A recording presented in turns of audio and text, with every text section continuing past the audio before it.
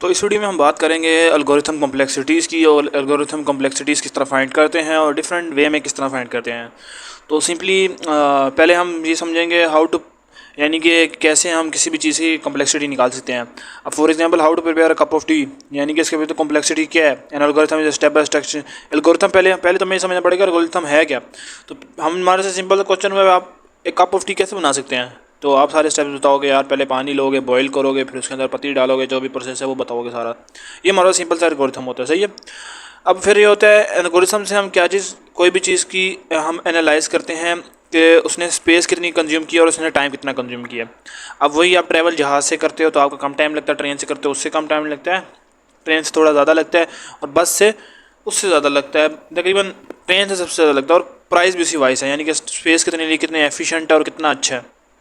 Algorithm की कुछ examples हैं कि जो एल्गोरिथम ज़्यादा अच्छा होगा और ज़्यादा कम टाइम लेगा वो हमारे पास ज़्यादा अच्छा होगा।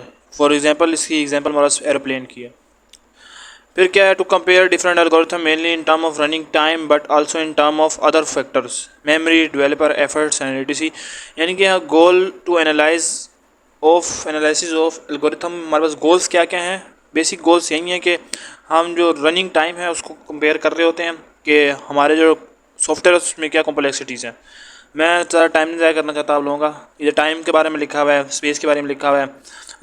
Will focus on time of algorithm, कितना टाइम लेते हैं एल्गोरिथम कंप्लीट होने में ना। मैं लंबी नहीं करूँगा ज़्यादा। ये है फंक्शंस। अच्छा, अब ग्रोथ रेट फंक्शन क्या है हमारे पास। अब ऑफ एन अगर होगा हमारे पास, time required is constant. Of log 2n होगा, यानी कि time required of algorithm algorithm increase slowly as problem size increases. Of n क्या होगा, यानी कि लीनियर वे में कोई भी होगा। Of n square quadratic. Of n cube यानी कि क्यूबिक एल्गोरिथम होगा। ऑफ 2n पावर 2 की पावर n यानी कि एक्सपोनेंशियल होगा। तो सिंपल सी ये ग्रोथ रेट के फंक्शन है हमारे पास। फिर ये बता रहे हैं कि कितने टाइम कितना सेकंड्स लेते हैं, सारे इसने एक्सप्लेन किए हुए हैं स्लाइड में कि ऑफ एन स्क्वायर कितना लेता है, ऑफ एन क्यूब कितना लेता है एग्जांपल के तौर पे ना। और उसने आगे बताया we if algorithm take 1 second to run with the problem size 8, what is the time required, यानी कि ये सारे ऊपर सारी डाटा गिवन है, उसके वो सारी वैल्यूज पुट करके उसने आंसर निकाले हैं।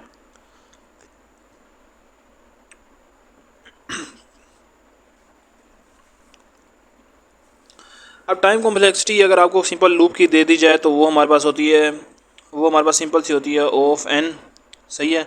और अगर आपको नेस्टेड लूप दे दिया जाए तो उसकी टाइम कॉम्प्लेक्सिटी हमारे पास क्या होती है, ऑफ एन स्क्वायर होती है, सही है। ये एन हो जाता है और एन प्लस वन हो जाता है, ये एन प्लस वन बेसिक, और ये इसका भी एन प्लस वन होगा। तो ये टोटल बन जाएंगे एन स्क्वायर के बराबर हो जाएंगे, समझ आई इसमें। यानी कि हम लोग कह सकते हैं बेसिक, इसमें ये कह सकते हैं हम, अगर इसकी हमारे पास n प्लस वन है, सही, और इसमें इसकी है n प्लस वन, सही। अब ये ऊपर वाली n प्लस वन का n नीचे आएगा तो ये टोटल हमारे पास कितना हो जाएगा, n स्क्वायर हो जाएगा, सही है। तो नेस्टेड लूप की हमारे पास क्या होती है, n स्क्वायर होती है टाइम कॉम्प्लेक्स। अभी हम एक और पार्ट की बात करेंगे। वो पार्ट ये है कि अगर आपके पास आई प्लस प्लस की जगह अगर आपके पास दिया हो i multiply by equals to two दिया हो, यानी कि स्टार बना हुआ हो, तो इसकी टाइम कॉम्प्लेक्सिटी क्या होगी। इसकी टाइम कॉम्प्लेक्सिटी क्या ये होगी, नहीं, इसकी टाइम कॉम्प्लेक्सिटी ये नहीं होगी। इसकी टाइम कॉम्प्लेक्सिटी होगी log 2n, ये होगी इसकी टाइम कॉम्प्लेक्सिटी। अगर इधर 3 होगा तो इसकी क्या होगी, log 3n। अगर इधर 4 होगा तो इधर क्या होगी, log 4n। ये होगी इसकी सिंपल सी टाइम कॉम्प्लेक्सिटी। और इसके बाद आपसे एक और बात करूं कि ये वैल्यू निकल कैसे रही है, यानी कि log की वैल्यू मैं फाइंड कैसे कर रहा हूँ। तो इसके लिए सिंपल सी बात है, आपको इसकी पूरा प्रॉपर सोल्यूशन समझना पड़ेगा। और इसके अलावा हमारे पास अगर एक और लूप है, अगर हम समझते हैं हमारे पास लूप में अगर ये वैल्यूज़ दी हुई हैं, फॉर एग्जांपल ये हमारे पास दी हुई है p, दी हुई है p greater than equals to, रुको, p, wait, if p greater than equals to n, अगर हमारे पास ये दी हुई है, ये नए लूप का बता रहा हूँ मैं, सही है। इसी जगह अगर ये दी हुई मैंने हमारे पास, सही है, तो इसका टाइम कॉम्प्लेक्सिटी क्या होगी, और इसकी जगह पे होगा आई, इसकी फॉर एग्जांपल मैं इसको मिटा के पी कर लेता हूँ, इसको मिटा के मैं कर लेता हूँ पी की जगह एम कर लेता हूँ ना, ताकि, क्योंकि मेरे पास एम दिया हुआ है, पी नहीं दिया हुआ है इधर, एम। अब हमारे पास ये इस जगह पे दिया हुआ है।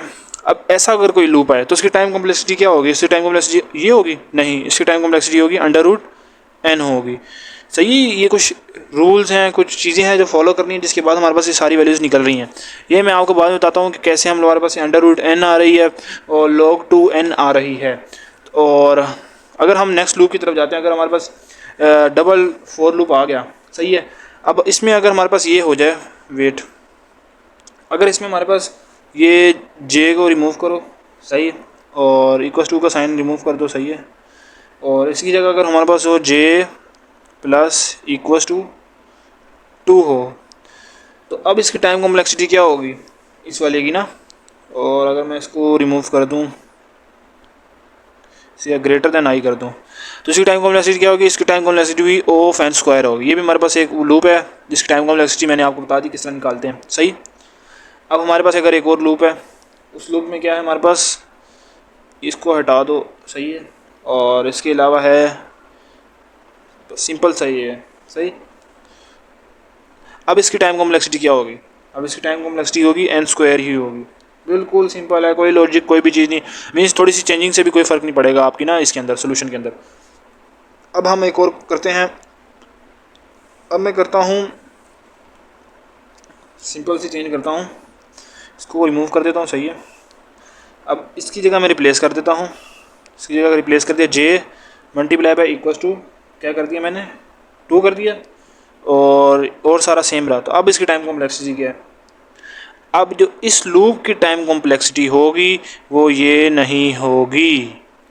आप कमेंट में बताएं क्या होगी वैसे। इसकी टाइम कॉम्प्लेक्सिटी हमारे पास जो निकलेगी वो निकलेगी n log, इसको मैं मिटा देता हूँ यहाँ से, मैं ऊपर लिख रहा हूँ, सही है, n log, और हमारे पास होगी n log n होगी, सही है। ये है इसकी टाइम कॉम्प्लेक्सिटी।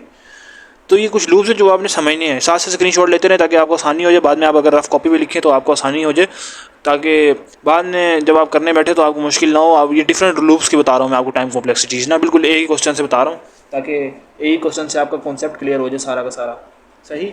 और अब इसके अलावा और कौन सा रूल होता है? ये बेसिक 4-5 मैंने लूप्स बताए हैं आपको, जिसकी टाइम कॉम्प्लेक्सिटी में बच्चे कंफ्यूज होते हैं। ज़्यादातर लोग वाले में होते हैं बच्चे कंफ्यूज, लोग वाले जितने होते हैं ना टाइम कॉम्प्लेक्सिटीज़, उसमें बच्चे ज़्यादातर कंफ्यूज होते हैं, लेकिन वही बिल्कुल ईजी है, कोई मुश्किल नहीं है कॉम्प्लेक्सिटी। फिर आगे उसने बताया कांस्टेंट क्या है हमारे पास, और सम क्या है। सम क्या, कांस्टेंट्स की हमारे पास क्या होती है, हमेशा 1 होती है, कोई भी कांस्टेंट है, यानी कि इफ़ दिया हुआ है, एल्स दिया हुआ है, इन सब की हमारे पास टाइम कॉम्प्लेक्सिटी क्या है, कांस्टेंट है, सही है। तो ये इसने सारे इसमें बताया हुआ है। नहीं, इसमें बता रहा है कि आपने ख़ुद फाइंड करें। आप अगर आपके पास एक लूप दिया हुआ है, लूप्स को किस तरह फाइंड करेंगे आप, तो ये आप डू इट योर सेल्फ कर लें, कोशिश करें इसको खुद सॉल्व करें ना। उसके बाद ये आपको डिफरेंट उसने बताया हुए हैं। वाइल लूप में क्या होता है, n+1। आपने बस सिंपल सा याद रखना है, जहाँ पे भी हमारा लूप लगेगा वहाँ हम करेंगे, वहाँ हम करते हैं n+1 करते हैं, सही है। यहाँ पे लूप लगा है, फिर यहाँ पे रूल लूप है, जहाँ पे जो लूप लगेगा उसकी वैल्यू क्या होगी हमारे पास, नीचे कंटिन्यू भी होगी n। अब इधर एक लूप लगा और n+1, तो डबल n नीचे जाएगा, सही है। तो इसी तरह हमारे पास सारे सिंपल फॉलो होंगे रूल्स। फिर ये आपको एक एग्जांपल दिया हुआ है, रिकर्सिव फंक्शन है, इसको सॉल्व करें आप। बाइनरी सर्च है,